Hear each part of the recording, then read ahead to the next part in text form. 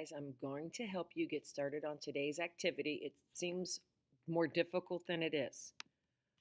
From Canvas, we're going to find today under microscopy.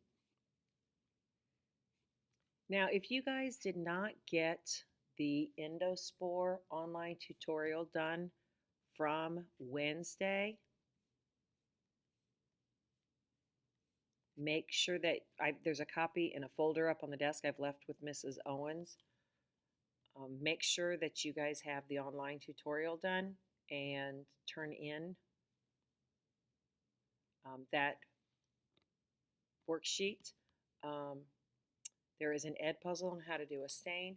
We are going to endospore on Monday, stain on Monday. So for today, there's a gram staining review exit ticket. The code is gram stain. Okay.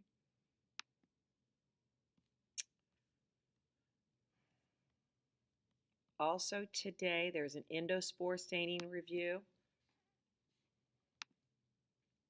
The code is spore.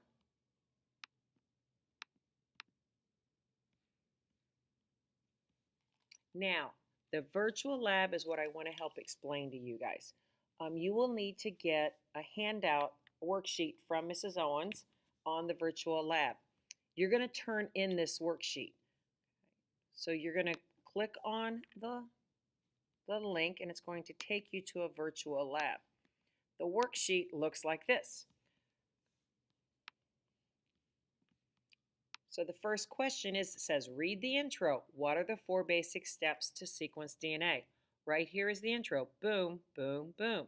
4 steps. What piece of DNA is used? It is still in the intro. Now, after you've completed number 2, it says click to enter the lab.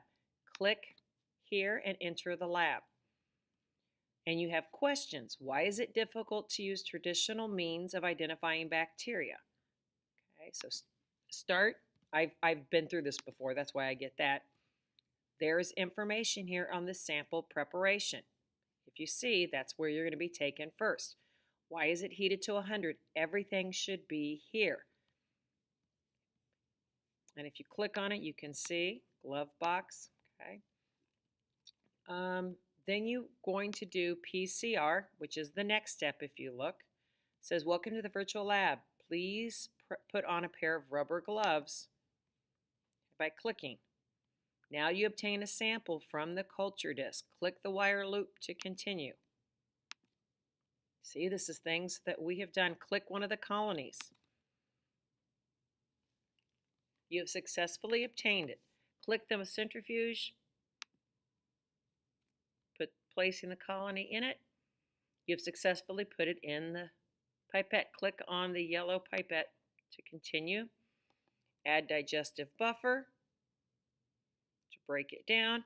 What we're doing is we're preparing the sample so that we can go ahead and run DNA analysis to identify what type of bacteria it is. So you'll go through all this. When you are ready to move on to the next set of questions, PCR, number 8. What is PCR? You're going to want to click here. What is PCR? There is the information. Okay, back to the questions. What region? What is the purpose? What are the 3 steps? Everything will be found here. Then you're going to click on PCR purification. So you go to another screen. And your questions are, what should be in the 3 lanes? Everything you have question-wise should be here. Keep in mind, this is walking you through the process of getting the DNA. Then you're ready for the sequencing step, or sequencing prep. So you click on number 4. And you have questions about sequencing prep. 15, what is cycle sequencing? Right here you want to click learn about cycle sequencing, and explains it. What time? This time the aim is to reproduce not produce identical copies of DNA, but what? And it goes through. Then you're ready to move on to DNA sequencing, which is here. And you'll have questions 17, 18. Now we're ready for 19 and sequencing analysis. Okay. And what does it talk about? Here are the pieces of information. What's the most important tool? Okay. Then you're actually going to sequence. Okay. Um, sample B, C, D. Okay. And it steps you through how to identify your sample. So you click here. Okay. Don't need that. Go to this. This is your DNA sequence. This is the site that's going to perform the search for you. And you're going to put your DNA here. Oh boy, I gotta go back and get my DNA, don't I? Click here.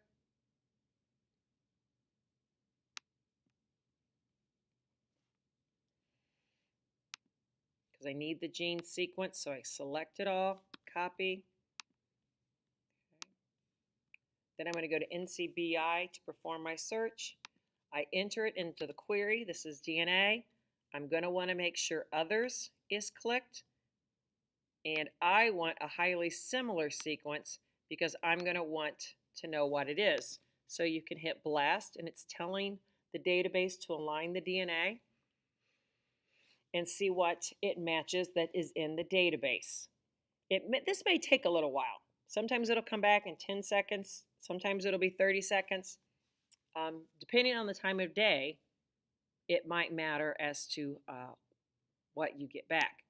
But what you'll be doing is what are the bacteria in the first sample? What are the diseases carried? And then you're going to identify these. Maybe. When we're done with this, we're actually going to use the NCBI site, and I've given you 16 pieces of DNA from different pathogens, and your job will be to identify what those 16 pathogens are. Again, and you're going to do it in the same way with the blast search. You'll click here to go to the NCBI page, okay, and it says, pop open a new window. It'll tell you what to click. The FASTA, we entered our DNA sequence, search, others, okay, and hit blast. The nucleotide should already be selected, and there we have it. So sample A is Bartonella bacteria, okay? And you're actually going to do more samples, and you'll do that here. Identify the bacteria. Boom, see, we did it. Now you're going to have other samples. Okay. Once that worksheet is done, you can turn that in. Okay. Then what you're going to do is you're going to open or download the additional DNA, patient DNA, and you're going to want to go to the nucleotide blast site again.